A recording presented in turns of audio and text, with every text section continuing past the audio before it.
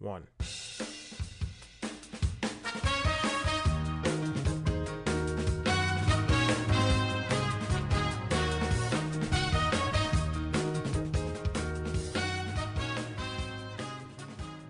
And welcome back to the Constitutionals Podcast. I'm your host, Chad White.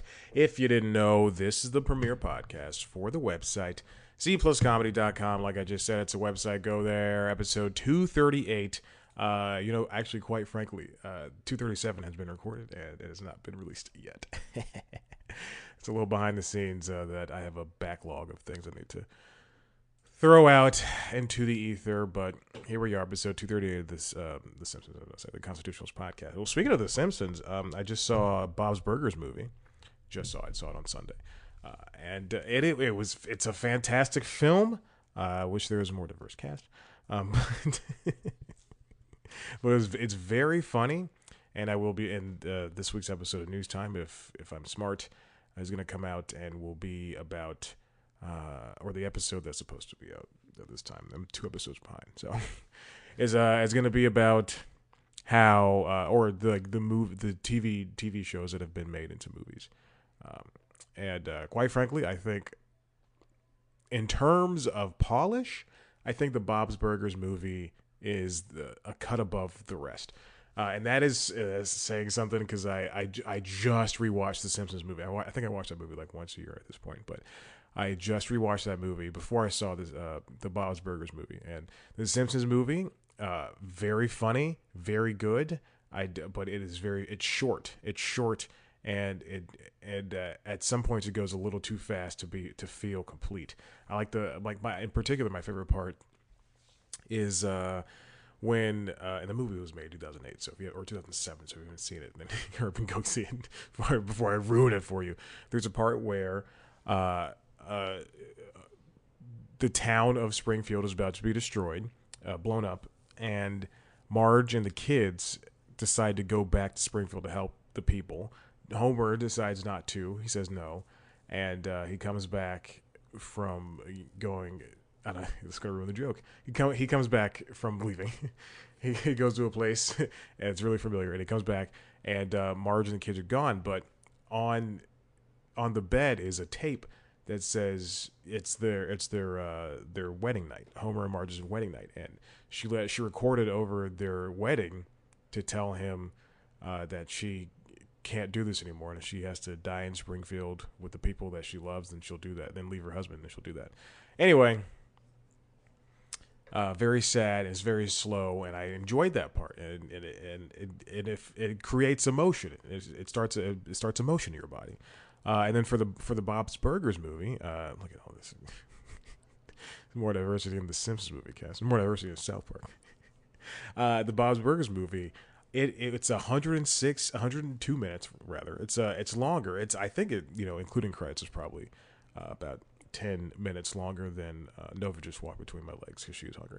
It's about 10 minutes longer than the Simpsons movie, but it's a lot.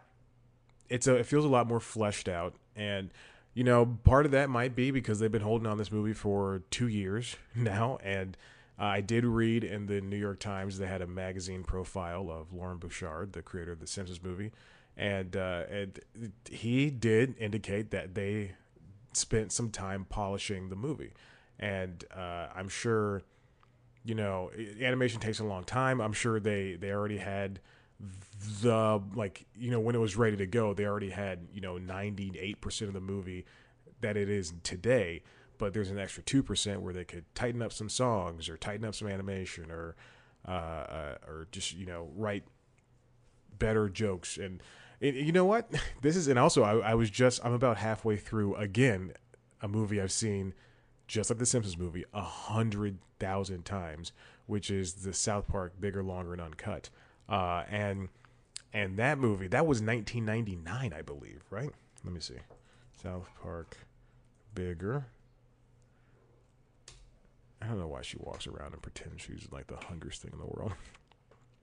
Yeah, 1999, June 23rd. I was 6 years old, about to turn when it came out. No, June 30th. June 23rd when it came out in the Chinese theater. June 30th in America, United States, worldwide. Or United States is America. it is worldwide. United States and Canada, June 30th. So I just turned 6. Did I do the math right? Yeah, I just turned 6. I think. Yeah, whatever. Who cares? And again, that movie, just like the Simpsons movie, is very fast. But for Bob's Burgers, it's, you know what? Speaking of which, South Park. It's like there's like 2 generations of South. There's 2 generations of Family Guy. Like, so on FX they play obviously marathons of King of the Hill, Family Guy, and Simpsons and Bob's Burgers. But I'll catch a lot of old. Hey, no, ma'am. I catch a lot of old Family Guy that way, and because they play a lot of new Family Guy for some reason. Anyway, I catch a lot of old Family Guy that way, and that show and South Park, it just used to be, you know, jokes of the time, and not, you know, they can be specific and funny and pointed, but they're not, you know, trying to hurt anybody. And then I just finished the South Park Streaming Wars, the special on Paramount Plus, and Jesus, like, that is. I'm glad they want to try new. I mean, and they've been doing this style of storytelling for about 4 or 5 years at this point. I'm glad they want to, or maybe even longer than that. But I'm glad they want to do that. But God bless, it is not good. It's so boring, and then it's boring and it's unfunny, and then, you know, at that point it can just be frustrating and angry, and you know, when you get to a point in comedy where you're just doing things out of anger, it just doesn't make sense. Anyway, but the movie, man, it stands the test of time, except for this one part where Terrence and Phillip.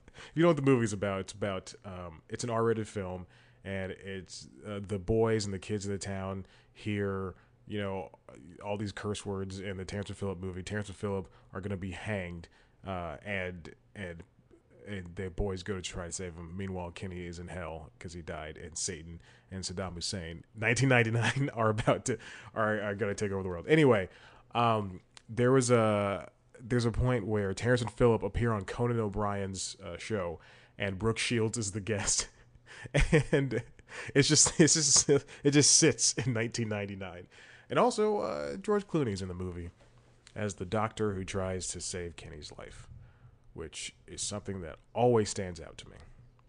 It's crazy. They never have guest stars. Anyway, the South Park Bigger, Longer, and Uncut movie, the Simpsons movie, they're very good. They're good movies, and I was just watching it. I could still quote it, even though I haven't seen it in years. And I own it. I love it, but I just haven't seen it in years, and I can still quote it. You know, I can still sing the songs by heart. It's crazy. Anyway, the Simpsons movie good, but the Bob's Burgers movie is just leagues, like streets above what you know, these other TV movie have done. But I mean, I can't believe it. Anyway, they were able to translate that show. And one thing I do want to say about Bob's Burgers movie, South Park, and the Simpsons movie, is that reviewers often say in their reviews that this feels like a longer version of the show. And you know what? It does not. You're very wrong about that. That's a very wrong thing. Bob's Burgers in particular had, they all have beginning, middles, and ends, but Bob's Burgers in particular had great A story, like a great A story, which is the restaurant. There's a sinkhole in front of the restaurant. And then a great B story, which quite frankly is, they want to make it seem like everybody's got their own story, but it's really a movie about Louise. There's a lot of Louise in the movie. And like, it is her movie. Frankly, it's Louise the movie. And so I guess the B story would be her trying to prove that she's not a child because she wears those pink ears. And then you know, Gene and Tina get their own stories that kind of interweave with Louise's to some effect. And then the parents obviously are Linda Berger and Bob Berger are just anyway. And then the stuff with the fish odors, like, I can't believe that they got all that time. You know, speaking of, and then, you know, even for the Simpsons movie, which I should bring up the Wikipedia. That one, there's a lot of stuff in that. Like, I can't believe they gave a lot of time to certain characters. Like, it's crazy how there's a lot of there are characters that in the TV show have whole episodes dedicated to them, but then there are characters in this movie that I think were maybe like Professor Frank only got like a couple of lines. Cletus Cletus gets his own things, and it's Mr. Burns and Smithers are barely in the movie when they probably should be prominently featured in the movie. It's crazy. Kent Brockman has a lot to do in the movie, and the Flanders are given. It's good. Anyway, that's what I like. Anyway, the movie, all the movies are good. I really enjoyed Bob's Burgers movie. I can't wait to see it again. And it feels like a movie. South Park, bigger, longer, and uncut, and the Simpsons movie, they don't feel like long episodes. South Park, in particular, does not look like a movie. It doesn't have the shading that, when Teen Titans go to the movies and the Simpsons movie and even Bob's Burgers the movie, when those have come out, they add the shading to their characters that makes it look like it's a big deal. But for South Park, they look exactly like South Park did in 1999. And then for the Simpsons movie and the Bob's Burgers movie, like those feel like actual movies. South Park feels like an instance, but it is a movie. It doesn't feel like episodes, but it does feel like an instance. And Bob's Burgers feels like the most complete version of all those. And then I had to Google a character from the Bob's Burgers movie. I had to make sure that a character that David Wayne plays was actually in the TV show. And he was. I guess. I don't know. I don't remember those episodes. Bob's Burgers has entered Family Guy and Simpsons and South Park and King of the Hill territory and Futurama territory, where it has been going on for so long that I can remember a lot of stuff. But if there's one character that's appeared maybe twice and he's not that memorable, I'm not going to remember it. And the music is not the Bob's Burgers movie is in fact a musical, but it is not I thought it was going to be music, like West Side Story, but it's not. It is. There's 3 songs in it. There's 3 songs, and then there's a 4th. Oh no, there's a 4th song that does explain who the antagonist of the movie is, who's in fact the murderer, because it is a murder mystery. Okay, so we've done that. Let's move on to what I wanted to do. Maybe I think about 4 or 5 weeks ago. This is the late night report card for spring 2022. Summer is coming up upon us, and we're going to have a lot of shows going off the air for weeks at a time. DESUS MERO, I'm looking at you. And we're going to talk about the what everybody's done in the world of late night for the past spring. That's usually how this works. Okay, so I'm an avid... What makes me the person to do this? I'm an avid watcher of late night. I love late night so much, and yeah, that's it. Late night's great.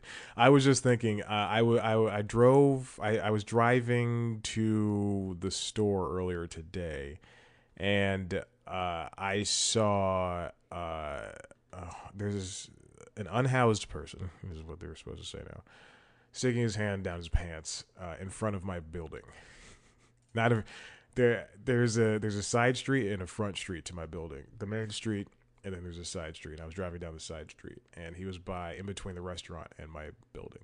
The restaurant is connected to my building, and he was laying on the sidewalk, and his hands were just in his pants, and I just went, oh boy.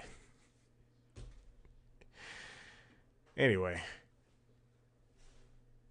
She's if you're watching the video, I urge you. She's just sitting in the kitchen waiting to be fed. This is the scariest thing. It's like having a murderer. Just wait. All right. Anyway, so let's talk about late night. Spend the next 15 minutes doing that. Let's start with the elephant in the room, as the people say. Peloton got a new instructor. His name is Logan Aldridge, and he's missing his left arm. And and I took his premiere class on Wednesday at like 7 p.m. Oh, also I saw Paul McCartney. We'll talk about that in a second. But he lost his left arm, and he was was it wakeboarder or windsurfer? One of those. It was something that involved a rope. Anyway, that's his story to tell. He tells it during that premiere class. Anyway, he starts the class in a way I hate so much. It's like such a cliche. It's the way I just did it. Is let's talk about the elephant in the room. My shorts are purple. My tank top's purple. It's just like, come on, man. No, he's a fun guy. He's a really nice guy, and I can't wait to take more of his classes. I think they just dropped a whole bunch of his things. I think about this all the time. They need to hire somebody who's just like ugly. They need to hire because like everybody on Peloton is beautiful and amazing, and there's like people of different body types, but they need to hire somebody who is just objectively just a friggin' uggo. Anyway, I saw Paul McCartney. I drove from Atlanta to Knoxville on Tuesday afternoon, laptop in hand, still working on the road. I saw Paul McCartney. I drove, and it was a 3.5 hour drive, and I drove there. And no air conditioning in my car, so windows down, listening to music the entire way, and podcast the entire way too. And it was great. That the trip doesn't matter. It was great. Paul is wonderful. I saw he did Beatles songs. Obviously, he did songs from Wings. He did stuff from his last two albums, which at this point are like Egyptian Station and the one that came out, whatever, the last one. So they did that. Band on the Run. I screamed during because I was so excited to hear that song. He did Live or Let Die, and the light show was fantastic. Paul McCartney is a true class act, and even though I didn't know all the songs, I still had a great time. It was so fun, and so it was one of the best concerts I've ever been to. So if you're keeping tally, I've been to 3 concerts in 3 weeks. Oh, because I didn't release the last episode. I talked about Phoebe Bridgers. I went to Phoebe Bridgers as well. Anyway, great. Paul McCartney, fantastic. I can't believe it. It's so funny because a couple of weeks ago, maybe at this point a month, I was listening to Never Not Funny, and they were talking about how like Chance got tickets to see Paul McCartney at the last second. She's now sitting beside me. They got the 2 of the guys got a chance to see Paul McCartney with their wives, and they also gave tickets to their intern Garen, and they said it was like just a good experience, and just to see this might be his last. This could be his last tour. Who never knows, but they said it was just like it was so good to see him, and I thought at the time I said, yeah, man, that'd be cool to see him, but then you just throw those things off, and then I was offered a ticket in exchange for buying a hotel room, and I went, yeah, okay, great. And I got the hotel room, and then we went, and we had a nice time, and then we went back to the hotel room, slept horribly, and then drove back 7 o'clock the next morning so I could be at work in office at 10 a.m. I got back just in time for a meeting. Like literally, I arrived at 10:29, and I ran upstairs. And I changed clothes because I was so sweaty and gross. I changed clothes to the clothes I wore the night before at the concert.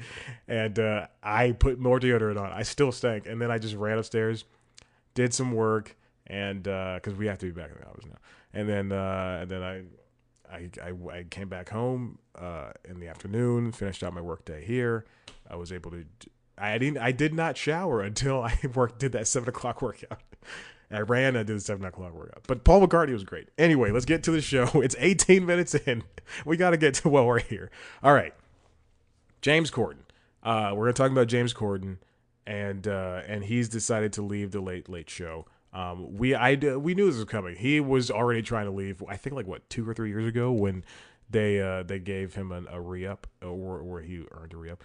Anyway, Corden's leaving the Late Late Show, and CBS has said, this comes from Peter White, this is the only story in the entire episode. The Late Late Show, CBS is looking to experiment in late night slot as James Corden prepares their exit. Now, this is only conjecture. We can only talk about this because we don't know what they're going to do. They're going to let him finish out his final year, let him do whatever. More recently, he's done 2 amazing things. One with Harry Styles, where they were in New York and they shot an entire video for As It Was or Daylight, one of those. Daylight, it was Daylight. And also that album's really great. But Daylight inside of an apartment in New York in 3 hours for $300. And then they also, for Tom Cruise's Top Gun Maverick, they also did I think, it's like 16 minutes on the show, but it's like, I just saw it on Paramount Plus. It's 26 minutes. I guess they shot a lot more stuff, but they shot a half-hour show basically just to promote Top Gun Maverick, and it's they're both really good pieces. And I think Corden, that's what late night is going to miss when he leaves. When he leaves, that's exactly what late night's going to be missing, is these really good long form pieces with celebrities. I mean, that's why Carpool Karaoke does so well. I mean, they made it to a show, which they probably should not have. In fact, right now, as I am doing this podcast, they are doing a live stream of 24 hours of Carpool Karaoke, the series, which on YouTube, which is not my cup of tea, but whatever. Anyway, I really do think Corden is really, really good at those pieces when he can get people that he's friendly with or that are his friends to do these really good things, and. Because I think when you boil it all down, every host is really good at one thing. DESUS MERO are, what, I'll talk about that in a second. But let me, that's what I'll bring up, one thing for everybody. But let me get to, but Corden, this, for the past couple of months, it's been waning, this stuff, and actually in the past couple of years, if you look at his video counts, which is, I think, what network heads are looking at now. They're looking at, I talk about all the time, ratings for shows have been going down, and ratings for late night in particular have just been plummeting. And then, however, when the advent of the YouTube came along, and Jimmy Kimmel had I'm Effing Matt Damon with Sarah Silverman, that created a virality, I guess, for what this could be. And then eventually, that was like what, 2000? I don't know. I'm freaking Matt Damon. Let's see. Let me look at the video because I'm actually here. That was 13 years ago. Is the oldest video I see. 14 years ago is the oldest video I see. Okay, here we go. 13 years ago. 2009 is when that was, and so that is it's by maybe 2015 is when that stuff started really counting, because I mean obviously they saw it there and they're like, all right, let's just try to do something cool for TV and then do it for the internet. But now it's internet first. They're gonna make stuff for the internet but put it on TV. And that's why Seth Meyers' Is a Closer Look gets uploaded 12 hours before you can watch the episode. No, it's not 12 hours. It's like let's see, the episode airs at 11:45, 11:30. I don't know. All right, it's probably or 12:15 rather. So it's probably going to be 6 hours ahead or so. Anyway, so but Corden, Kimmel started it, Fallon carried it, but Corden took it to the next level. And it's really important that we get that across. But for the past few months, his show does not, just even looking at ratings on here, does not get a lot of stuff, unless it's somebody who is a big name. Then people want to see that, like Corden talking about a Texas school shooting. I'm sorry, I should not have brought that up, but that, and then stuff here and there. It takes a bigger name to pull, and that even isn't the thing that can help.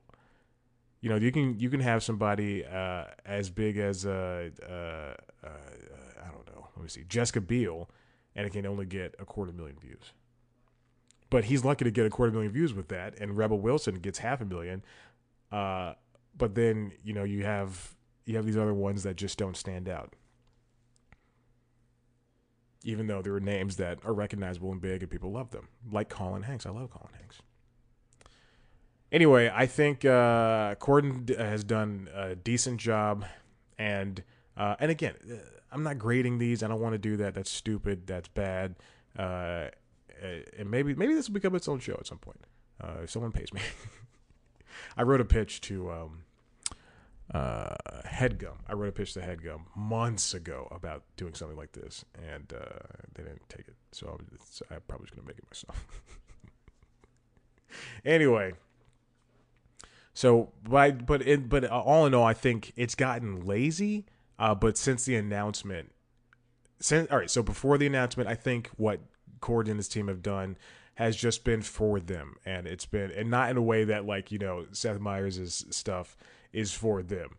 I think it's just gotten, he's fallen into a trap of, CORDEN rather has fallen into a trap of, we're doing a late night show, and this is what we're doing, and we're gonna play games and stuff like that. But when they can strike lightning and strike gold and do all that crap that is a cliche at this point, then they can and will. Anyway, CORDEN, good job. And people make fun of him, and he is not for the writers, but however, I do think that he has added in a lot of good stuff to late night. So let's continue on with CBS and move on to Stephen Colbert. Now, Stephen, he has a built-in audience, and unlike CORDEN, his videos are just getting 250,000 is bad for him. Let's just say that. So 500,000 views. Actually, no, let's say 100,000 is bad for him because he does have a lot of 100,000 videos in this. Oh, it's a $49,000 video. But he for Colbert look, I like him a lot. It's hard to watch. It's hard to watch him because he really does play towards the. I understand you're hungry, Nova. He really does play towards the to the audience, and quite frankly, I don't know. I think it's boring, and I think it slows down the show. And I'm not saying this because I wrote a packet for him, and they didn't choose me. They didn't hire me. I'm not saying that one bit. What I do appreciate about Colbert is that because I just said something mean. So what I do appreciate, it's not mean, it's just something I don't like. But what I do appreciate about Colbert is that he, from the outset, has always been of the mind, we're going to have celebrities, and we're also going to have business people, and we're also going to have Congress people, and anyone just involved in those worlds of business and politics, which you should not mix. Hey. And so I do like that they have that, but then they have just a bunch of silliness that doesn't quite work. Like, if I'm looking at a video about, it's what I assume is a dub of The Man in the Yellow Hat and Curious George from the Curious George PBS show, a show that I maybe have watched when I was too old to watch. Definitely too old to watch that. But that's why we're in cartoons now, guys. And it's stuff like that is it just misses something. It just misses something. Like this, the cold opens he does, or they do rather, the cold opens they do there, the just doing voiceover on something that, like, just dubbing is not funny. It hasn't been funny in years.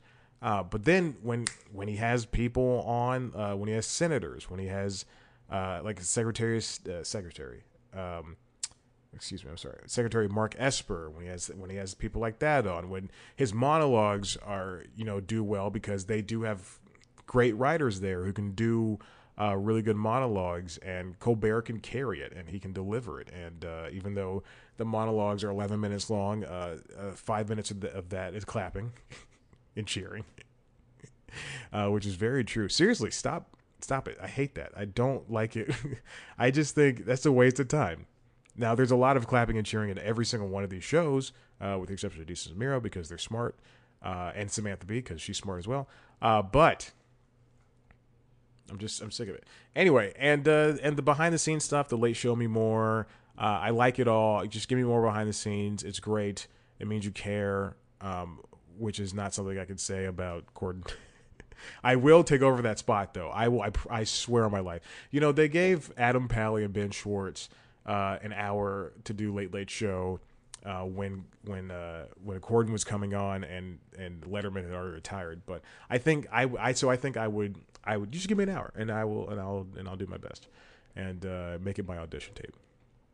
Anyway, Colbert's great. And his segments are, however, his segments are, besides the animated bit, the dubbing stuff, and everything of like that. His segments really just take place behind the desk. Like they're not really looking to go out and experiment like the rest, like everybody else is. I think the experiments really come from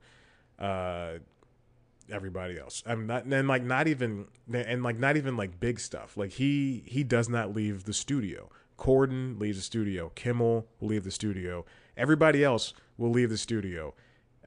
He's not, and because they found a place, and I guess it looks like he's more comfortable there. I don't know what would happen if he, went to Washington. And he can host live shows all he wants, and those can, be funny and do well. But I think if you branch out just a little bit, you're going to get a lot more in return. And I'm looking at a monologue from a month ago. It's got 1.7 million views. Inflation hits gas, food, and shelter prices. But it could be bigger if that monologue was delivered in Central Park. I don't know. I don't know what people do. Anyway, he does have extended interviews too, and the stuff behind the desk, like Meanwhile, and I think he just has Meanwhile. I don't really see anything else. Meanwhile might be his only other big thing besides the monologue. I think it is. Wow. So he doesn't have to rely on extra stuff. He probably should. Or the Colbert Report or something like. No, that's the show. The Colbert Questionnaire. That's what he has. That's one of the things. But that stuff that's not good compared to the monologue and Meanwhile, which are the two big things on here, and then the interviews, and then that's it. That's all they do essentially. So branch out, Colbert. You can be funny and just test things out, and not have to end up. I mean, I assume they're the leader in this segment for ratings online and on linear. So just try it out. You're not gonna do it once, and see and just get a feel, because as I keep scrolling, I'm months in, and I still don't see things that I see. Like 3 sets of things: Meanwhile, monologue, interviews, and then like dubs, overdubs or whatever. Anyway, okay, Colbert's good. Let's continue on with Paramount. Paramount's got a lot of we'll stay in the land of broadcast first. Paramount's got Colbert, Kimmel. No, excuse me. Colbert, Corden, DESUS MERO, and The Daily Show. That's crazy. Anyway, hey, stop. God. Anyway, she acts like she's the hungriest thing, and she still has like 20 minutes at most. at least. Okay. Kimmel. So it's good, I guess, that I did this today, because last night Kimmel did an 8 o'clock or a pre-NBA show, and that reminded me that ABC does do that, and there's a lot of synergy with that stuff. So I in particular really enjoy the Jimmy Kimmel. Hey, stop. The pre NBA stuff, because essentially they're making 2 episodes of his show a day, and now I've got her wrapped up with my feet because she's under the desk. So they're essentially just doing 2 episodes a day as long as like the finals are going on, and the 30-minute show is just the same as the hour-long show, with the exception that the 30-minute show is but hey, stop it. Basketball or Oscar themed, and they usually have like a game and a themed guess. She's eating the dry pasta. Okay. Like Corden, there's not a lot of returns on the videos online, the interviews and everything. However, his monologues regularly get a million views, and they're very funny, and interspersed with them are usually tiny little bits that they also just cut out and put on as their regular um, regular YouTube. Like they get their own video slots as well. However, they do have a lot of running things that go on. They have Light Witness News. They have This Week in Unnecessary Censorship. They've got and it all goes. The broadcasters, they all have music or stand up, mostly music. So they do a great job. Everybody uploads the music that they show on their episodes, and they do a great job. However, Kimmel's good. Kimmel in particular is very, attractive, really good, because they involve a lot of what they do with the celebrities they interview. So they'll have, the mean tweets, but then they did something that took them maybe, I think, what looks to be a month's worth of recordings from previous interviews, and they just asked these people to do the real argument from the Nextdoor app, and it's a great piece. And then, he got COVID twice in the matter of 2 weeks, and he asked John Mulaney, Andy Samberg, and Mike Birbiglia to host, and I think when someone is able to guest host and they're able to hold their own, and the show doesn't change a second, even when those hosts just do well and they're very funny, but the show is just perfectly fine, I think that means you have a really good writing team and good production staff, and nothing changes when someone comes in and guest hosts for Kimmel, and I really appreciate that. And Kimmel is just a funny guy. He just says some things that are just he's able to, he just gets it, man. No, he's just able to deliver jokes in ways that seem natural and in a way that no one else can deliver it, quite frankly. And they have a lot of good puns with his monologues on the YouTube title cards, whatever these things are called, the thumbnails. They have a lot of good puns that I think are very funny. And then let's see. So he's not afraid to bring in the audience as well, just like celebrities. He's not afraid to bring in the audience, like with Light Witness News. They're able to do a lot of good stuff, tricking the kids and eating their candy.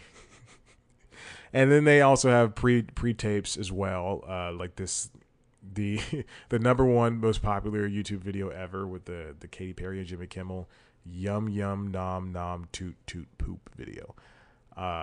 So things like that, very funny. And then the other thing I liked that he and Fallon were able to do, even though it took them a couple years, was switch places.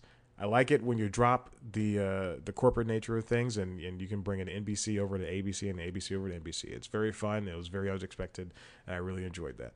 But one thing, since I guess I'm doing one thing I don't like one thing I do like and one thing I don't like. One thing I don't like is this corporate synergy that they have over at ABC, where he has to talk about The Bachelor, The Bachelorette in every monologue, and it as long as they're going on, and those shows only get, I think, a 4 or 5 week break, what it feels like, and it stinks. Oh my gosh, just hearing him to go from the GOP did some bad things. Oh, and then The Bachelor last night, this white guy he got rid of all the darkies, and so he would never say that, but that's just what it feels like, and it sucks, and I hate that. And I don't like the synergy. The synergy's bad. I think they should stop. And then he has to Blackish went off there, and they have to interview obviously every show on a broadcast network does that, but every late night show on a broadcast network does that. So I just don't like that, though. I just think that, more so for the Bachelor thing. Everything else is fine, but whatever. I just don't like him talking about The Bachelor, Bachelorette. I think that's a waste of time. And and if I ever, when I appear on that show, I will ask him, "Do you actually watch that crap?" And then I will tell him, "I think you should not." I'm gonna tell you, Jimmy. Speaking of Jimmy, let's move on to Jimmy Fallon. I did not pull up his YouTube channel. Okay. That's the show. I knew I missed something. I knew I missed a channel. So let me see if I can find it. There we go. The Lily Singh channel's still up. All right. Okay, so Fallon, he's the progenitor of this generation of late night hosts. Kimmel who was hosting before? Kimmel started like what, 2002, 2003? I just think he's the one. Did I say progenitor? Fallon is the one who made it accessible for a younger crowd, whereas Corden made it for, like, his show is a good way for, Generation Z to get in. I think Fallon's was a good entry point for all the young people, and quite frankly, that's the reason why people watch. And even though his videos, like Corden's, don't get a lot of views, I do think that just even trying is good enough for me. And yeah, they play a lot of bad games over at the Tonight Show.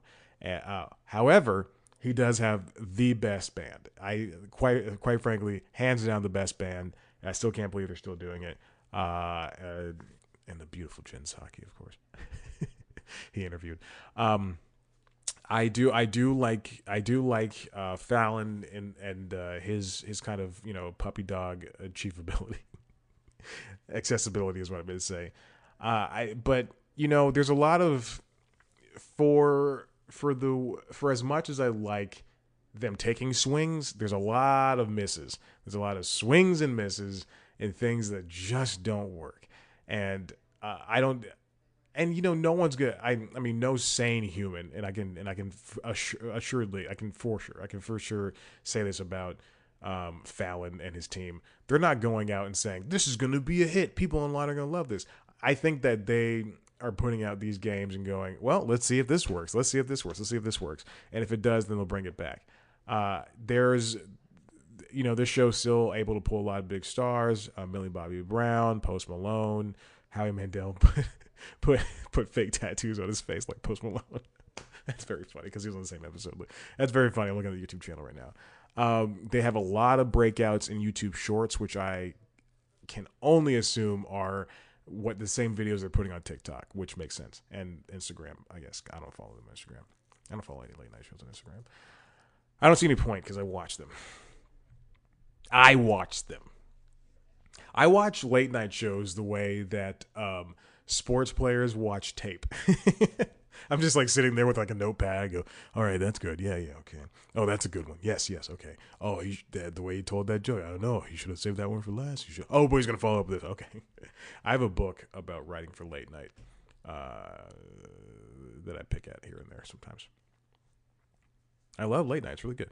Anyway, they're still able to get a lot of good guests, and it's a very light show, light and easy breezy. It's like the HGTV version of late night shows, where John Oliver will talk about something heavy and hard.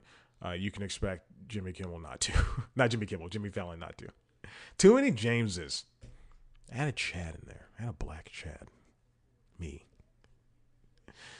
Anyway, good show. Now we're talking about Late Night with Seth Meyers.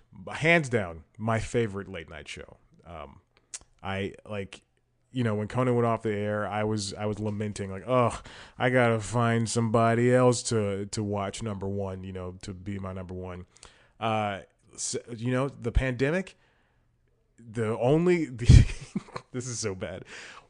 The good that came out of it for late night is that it pushed these hosts to different avenues to try different things. Everybody had to do something new. Some people faltered and some people grew. And in particular, I do believe that, I think Kimmel really improved. He was already good in the first place. I think that, he got a little bit more relaxed because he was doing it from home. And then he kind of brought that attitude to the show, even though beforehand he was already at, zero relaxed. He's already at zero on stress. And now he's at, -10. It's because of the tears that he cries every time something happens in this world. Always crying, that Kimmel. That's another thing. I'm just kidding. I'm kidding. But for Seth, there's just like Kimmel, there's an attitude of, we're going to try this. Well, no, just like Fallon, there's an attitude of, we're going to try this. If this doesn't work,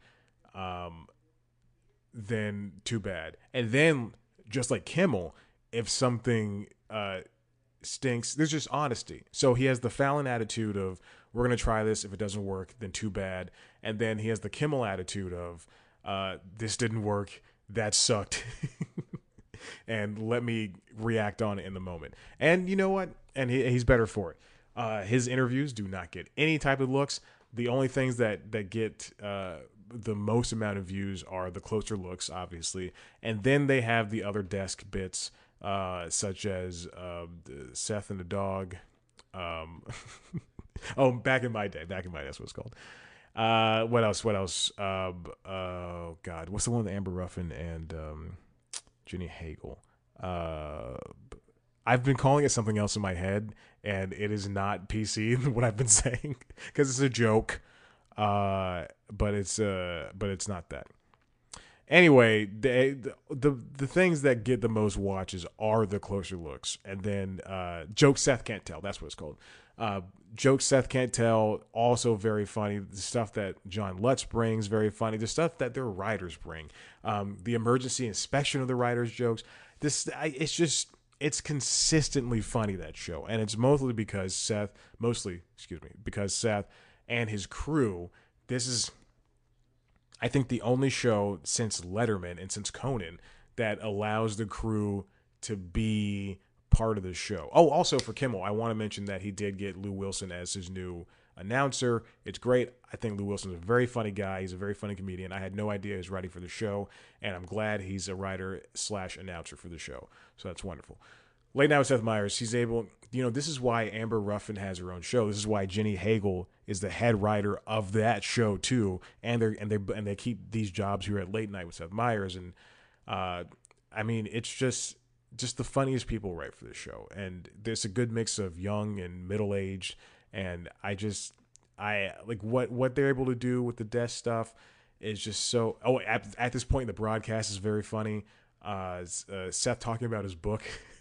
Not doing well on the New York Times bestseller list. It's just so good. His monologue is it's classic. It feels like Johnny Carson, but then everything else feels modern. It's so good. Oh, Amber Ruffin recapping and reacting to things. It's just I can't believe how good this show is. And then also corrections. He's really trying for an Emmy push for corrections, which is an online only thing where he allows fans to write in corrections to the show, and it's like where Conan's was fans write in corrections that are like wrong, and then Conan's writers try to prove them wrong. This is corrections where it's just him behind a desk and Wally and everybody else, and like the writers and and just camera guys and just crew just sitting there laughing because it's so stupid, because he just craps on people. So good. I love Late Night with Seth Meyers. That's all that needs to be said. Let's move on to Amber Ruffin's show. Okay. Here is a very big twist. With the newest season of the Amber Ruffin show, it is a weekly late night show on Peacock. It was on the free version of Peacock. They've moved it to paid, and which I don't pay for Peacock. Believe it or not, I pay for a majority of the streaming service. I don't pay for Peacock right now. I'll pay for it when Girls 5 Eva ends the season. The problem is they still put the stuff on YouTube. However, it is so difficult to sit down and watch, 20 to 30 minutes of something on YouTube, and then. And you know what? Actually, I even forgot the show was back for a little bit, which sucks because it's a very funny show. And so now I watch videos, sporadically. If it's late night, I just kind of, because I watch everything else as a whole, I just kind of want to watch the show as a whole. They should not have moved it to Peacock Prime, Peacock proper. They should have just kept it on free. That's what, the paid version, it just stinks. I don't want to have to pay to watch this late night show. And if you think that, that's going to get you more subscribers, it's not, because this show was not pulling in big numbers in the first place. However, that being said, Amber is very funny. So that's one thing I don't like. One thing I do like, Amber's so funny and she's so personable. And she, out of everybody who hosts late night, I want to be best friends with her because she's so relatable and her outfits are fire. Her hair is great. And again, she's hilarious. It is just, it's so funny. And although she is reading a cue card, you can very much tell that. And then like Seth Meyers is like Late Night with Seth Meyers, a show that she works on, her and Jenny and Wally the cue card guy. The interaction between her and the people that she works with, just fantastic. Just fantastic. I love it so much. That's the Amber Ruffin show. Again, I haven't seen a lot of it in the past couple of weeks and months because it's moved to Peacock Prime, and it's just so hard. Peacock Prime, I guess I'll say that. Yeah, it's just so hard to, sit down and watch a bunch of the same. Let me watch this YouTube stuff in a row. It's just easy. It's easier when if I'm watching a bunch of SNL sketches, not skits, sketches, then I can jump around from, one from 2009, one from 2018. This is just like this was an episode and now it's chopped up and now it just feels incomplete. Okay, let's move on to Full Frontal with Samantha B. I want to rearrange these in the order I need to talk about them in. Hey, we're almost done with this episode. Sam B is a cut above the rest. I don't want to say that, but she's really, really good at what she does. She brings that Daily Show energy and makes it her own, and really teaches. She teaches you something by the end of her segments. There's 3 7-minute segments usually, or 2 7-minute segments and 1 music segment. But it's a very learned show, and I don't feel like she's talking down to me like a certain other host that she used to work with on Daily Show is John Oliver, and I don't feel like that she's pandering me like like John Oliver or Stephen Colbert. But what she does, there's like a lot of focus on women, which is good, and a lot of focus on her correspondence, which is also good. I think that Sam B has one of the more Kimmel can deliver jokes in a way that no one else can. That they seem so natural and they seem like they hurt. Like he'll deliver something, he'll say something about Ted Cruz, and I think. If Ted Cruz heard this, he should and he has any emotion in his body, he should be hurt by this joke. Sam B can do that and also get to a point and tell you something at the end of it, and that's just really great about her. My one concern is what will Discovery do with this show since they canceled every other TBS show. There's a lot of she's already on Thursday night, and I think there's a lot of utility they could have for her, and she's very funny, and I think that we need to put her in the forefront. They already don't have an audience on that show, which is great because of the pandemic, and they've been able to do so much better with her without an audience. Even though the audience wasn't even in the way in the first place, it's one of the few late night shows. Even on DESUS MERO, the audience when they had an audience was bad. It was just straight up bad. But the audience that was here, they didn't ruin the show. Sam B is truly a gem, and I think she may have made herself second place behind Seth Meyers. Still losing to a man. Okay, Sam B. Let's go on to The Daily Show. I mentioned it already. Trevor Noah, I think bringing the audience back really, really helped with his comedic timing. He's a funny comedian. I think the show is great, and the correspondence he has: Ronnie Chang, Michael Costa, Jordan Klepper.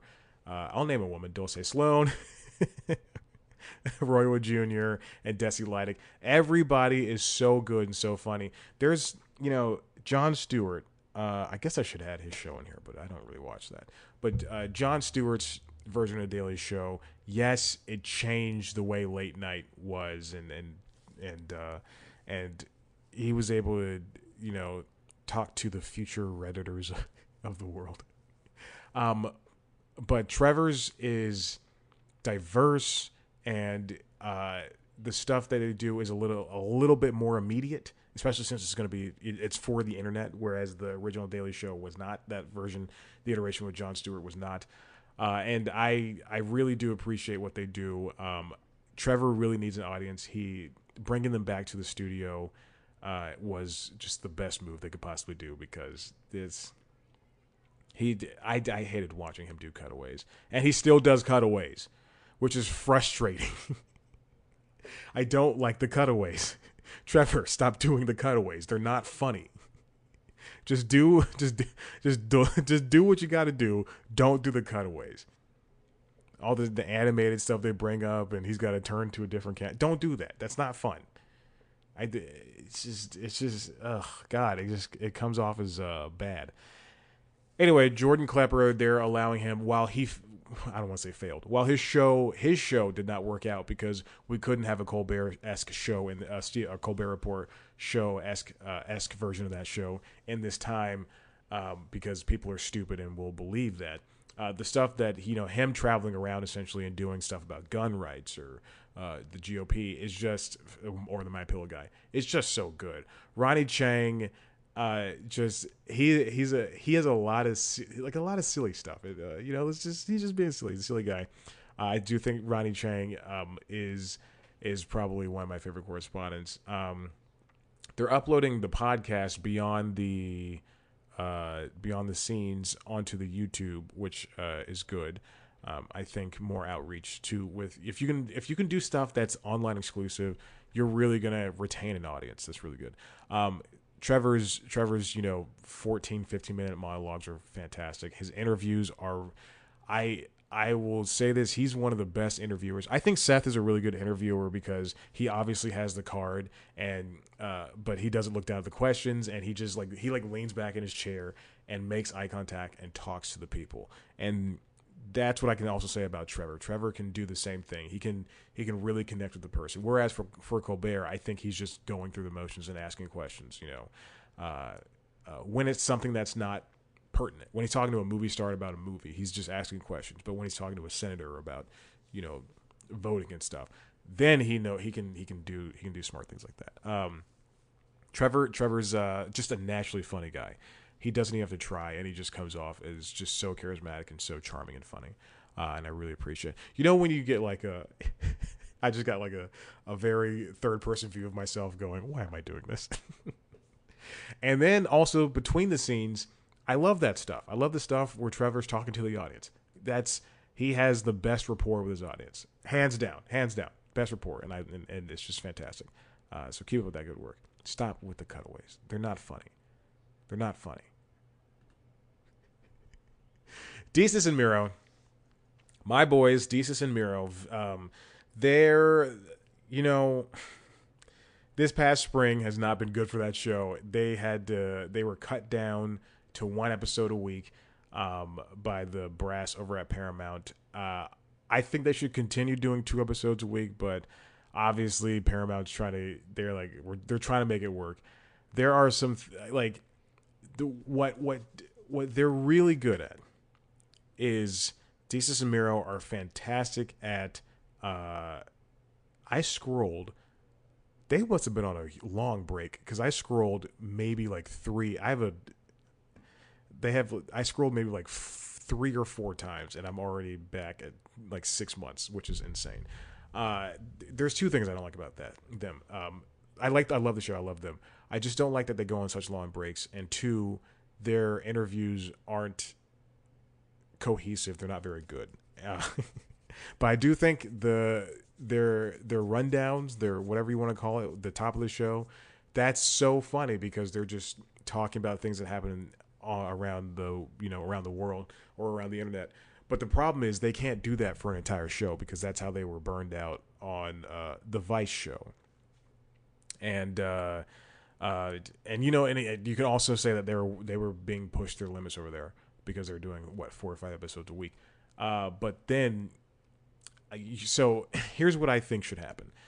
If you cut them down to 1 episode a week, they need to go to 45-minute episodes because it's insane that these episodes are 25 to 28 minutes long, and we get extended interviews online, but I did like a claw motion instead of bunny ears, but or quotes. Extended interviews are, if on the episode they're 10 minutes long, the extended interviews are 2 minutes long, which is insane. They need to do and now they've introduced something called happy hour, which is not my favorite.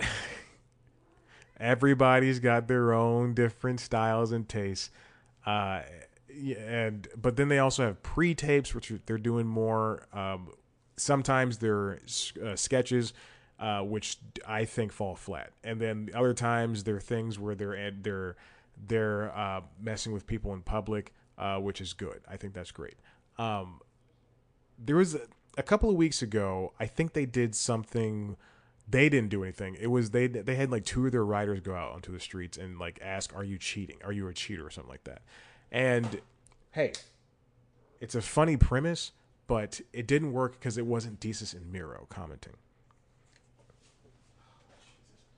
She wants to eat cardboard now because she's so hungry. It's just about time to feed her. So we'll get right through this. But they need to. I know it's a lot of. They have writers, and it's a lot of work coming up with stuff off the top of your head.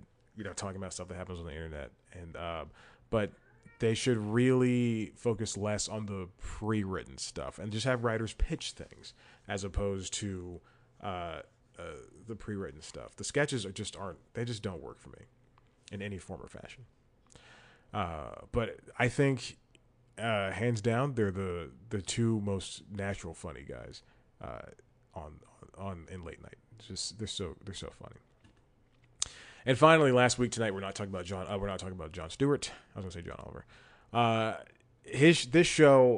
This show has not changed. If Colbert's show does the same thing every single day, day in and day out, this show does the same thing every single week. And if not every single week, it's the stuff they do for. Okay, the reason why Last Week Tonight it always wins an Emmy is because. They found a thing and they do it well. Just like the Goldbergs is, I think if you've been watching it since it started, it's always been a very funny show. And obviously they found, here's the A story, here's the B story, here's what happens in Act 1. Into Act 2, character A walks away from character B because they're mad or they're sad or disappointed or something. And then at the middle of Act 3, they make up and then everything's fine. Last Week Tonight, they do an opening monologue, and then, oh God, I think that's these. All right, they do an opening monologue, and then they do, and now this, which they make fun of, I guess, local news anchors or whatever, and then they do the 20 to 25 minute story, which works. And it's easy for them, and it's predictable. However, also they shoot that show on Saturday. He's mentioned that a couple of times, and I think that's so strange. I mean, I guess that's how you get the most accurate story, because something can happen last minute. Anyway, all right. So that all that stuff works, and they do some online only web exclusive stuff. I do like that. I think they need to branch out, and he tells, they tell the same style of joke over there where it's da da da da da da da da da da da da da da da da, and that's still a joke. Like you thought this was a map of Oregon. This is an actual map of Oregon. You're stupid. And actually, no, this is like that type of joke is the samey thing that kind of feels the same. However, just like Sam B, you learn a lot. However, you're also getting talked down to a lot here. And there's a lot of disingenuous joke telling where, he makes the joke. I'm an old British guy. I'm an old British white guy. I don't know things. But then he'll say like, he's a total daddy, or she can get it. Things like, or no, he would never say that, I guess. But like, he can get it. I would totally lick his yum yum. Things like that. And it just doesn't play very well. To me, at least. To the audience, they friggin' love it. To me, it just comes off as it doesn't work. It doesn't work for him and for his type of person, for his type of comedian. Like, I wouldn't come out, on a show talking about wakeboarding. So you shouldn't be delivering, you shouldn't be delivering Gen Z words and phrases. Anyway, I mean, there's not much to say about John Oliver. He's like truly, they found something that works, and it explains why they are leading in that segment. So yeah, that's John Oliver. Okay, we got through it all. I didn't grade anybody. I don't talk smack about anybody because I don't need to, because that's not the reason why this show exists or this segment exists. Listen, if you like what you heard here, head to the website cpluscomedy.com, where these interviews, the emails have been sent, and they're coming, baby. They're coming. If you want to see a video version of the show, head to youtube.com/cpluscomedy, where you can see me sitting in a shirt that I think I wore like 3 weeks ago on a podcast. And you can see Nova acting a fool in the back, knocking things down, eating on stuff. Also on youtube.com/cpluscomedy, you can see the show that we usually do. News Time, premiere show. It's great. There's episodes coming, I promise. And Twitter, Instagram at @cpluscomedy, Twitter, Facebook, Twitter, Instagram for me at @ChadBlackWhite. Like us on Facebook, rate, review, subscribe to the show on whatever podcast platform you get. Tell your friends, please, so I can stop doing this and actually earn some money. Okay. All right. We're going to end this show the only way I know. The iPad has been on the entire time. I did not notice that. Usually it goes to sleep. And usually I turn off the sound input, but I did not this time. Okay, bye.